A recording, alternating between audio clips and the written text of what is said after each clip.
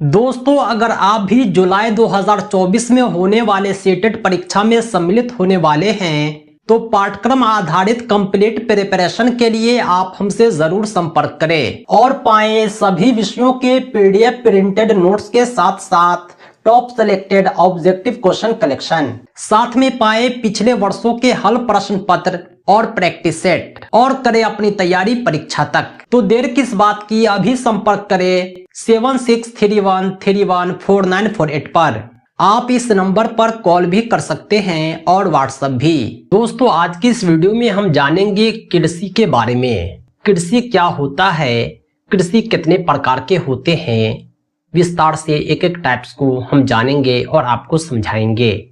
वास्तविकता में कृषि जो है एक प्राथमिक क्रिया है। प्राथमिक क्रिया वैसी क्रिया को कहते हैं जो डायरेक्ट प्राकृतिक संसाधन पर ही निर्भर करता हो।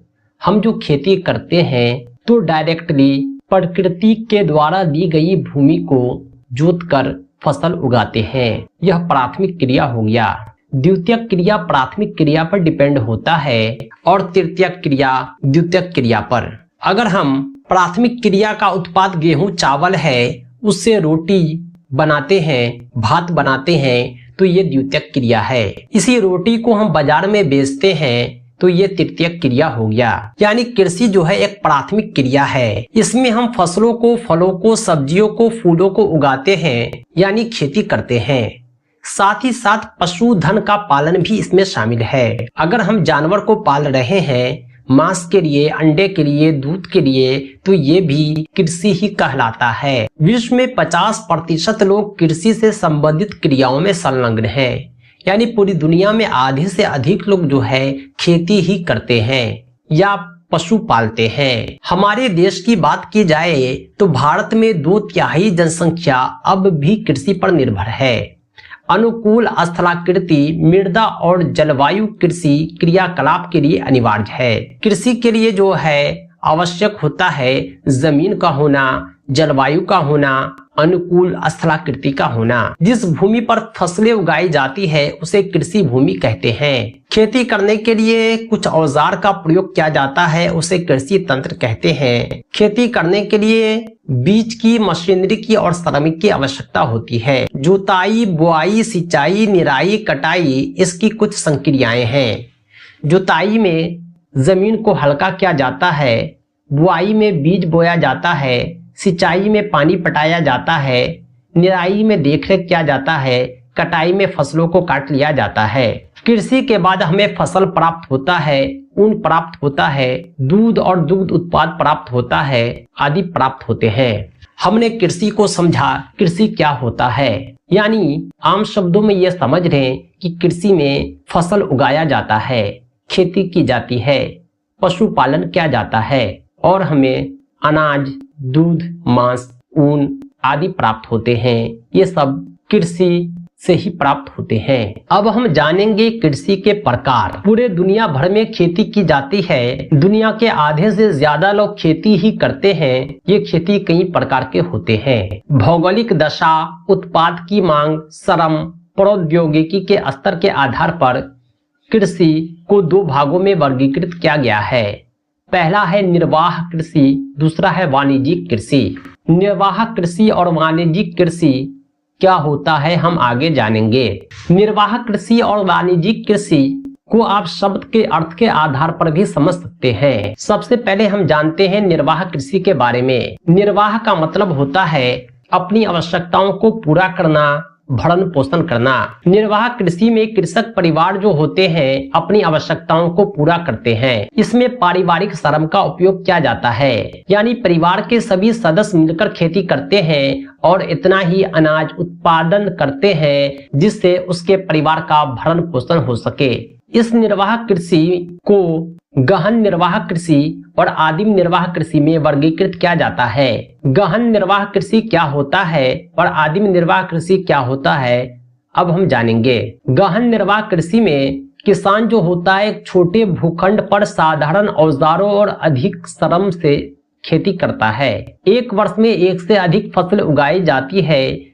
चावल मुख्य फसल होती है। अन्य फसल में गेहूं, मक्का, दलहन, तिलहन शामिल है। यानी गहन निर्वाह कृषि में किसान के पास बहुत ज्यादा जमीन नहीं होता, छोटा ही शाही जमीन होता है और उस पर बहुत बड़ा औजार भी नहीं होता। वो कुदाल से आदि छोटे उपकरणों की सहायता से खेती करते हैं। यानी वो श्रम ज्यादा करते हैं, मेहनत ज्यादा करते हैं, औजार का प्रयोग कम करते हैं। इस खेती में वर्ष में एक से अधिक फसलें उगाई जाती है। चावल के अलावा गेहूं, दलहन, मक्का, तिलहन ये सब उगाई जाती है।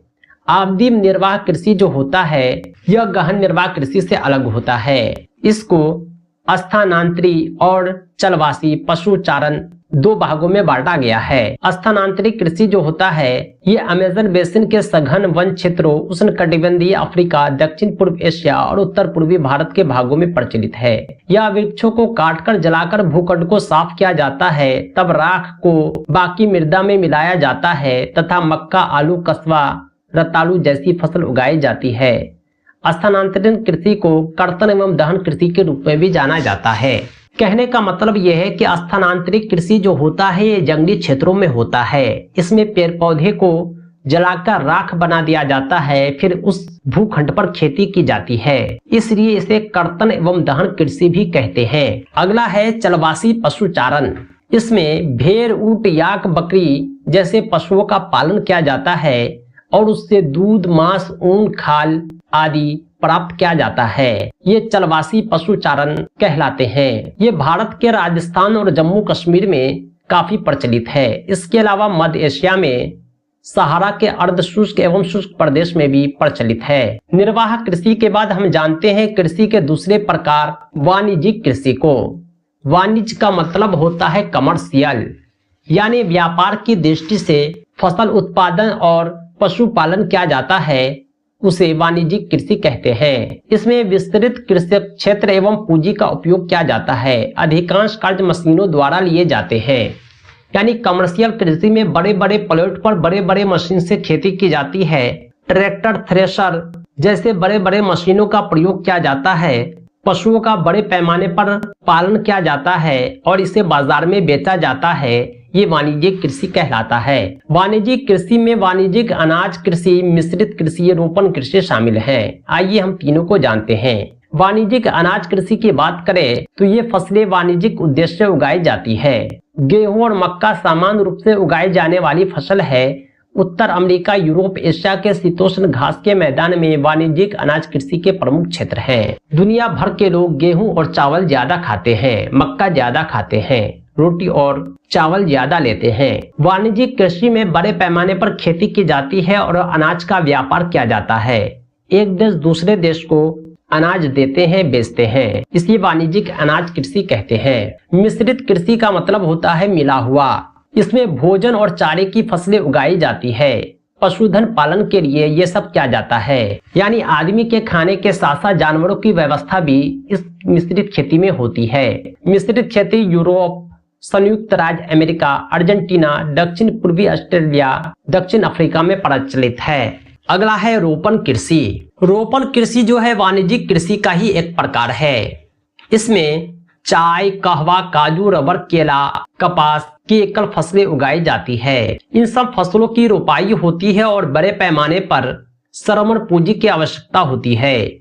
रोपण कृषि के मुख्य क्षेत्र जो है विश्व के उष्णकटिबंधीय प्रदेश हैं। मलेशिया में रबर पाया जाता है, ब्राजील में कहवा, भारत और श्रीलंका में चाय। यानी इन सब क्षेत्रों में रोपण कृषि काफी प्रचलित है। भारत के असम में चाय की बड़े पैमाने पर जो खेती की जाती है ये रोपण कृषि का ही उदाहरण है। यहाँ फसलों की बुआई नहीं होती, फसलों की रोपाई होती है।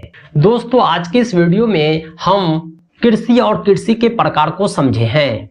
कृषि किसे कहते हैं, कृषि कितने प्रकार के होते हैं। नेक्स्ट वीडियो में हम नेक्स्ट टॉपिक को कवर करें। दोस्तों आज के लिए इतना ही। इसी तरह के दूसरे वीडियोज के लिए आप हमारे चैनल को सब्सक्राइब करें। साथ ही साथ टेट, सीटेट और दूसरे सभी टीचिंग एग्जाम्स के पीडीएफ प्रिंटेड कंप्लीट नोट्स के लिए कॉल व्हाट्सएप करें 7631314948 पर। ध्यान रहे हमारा नोट्स आपकी परीक्षा की संपूर्ण तैयारी के लिए सफिशिएंट है। तो दोस्तों आज के लिए इतना ही। बहुत बहुत धन्यवाद। Thanks for watching. Thanks again.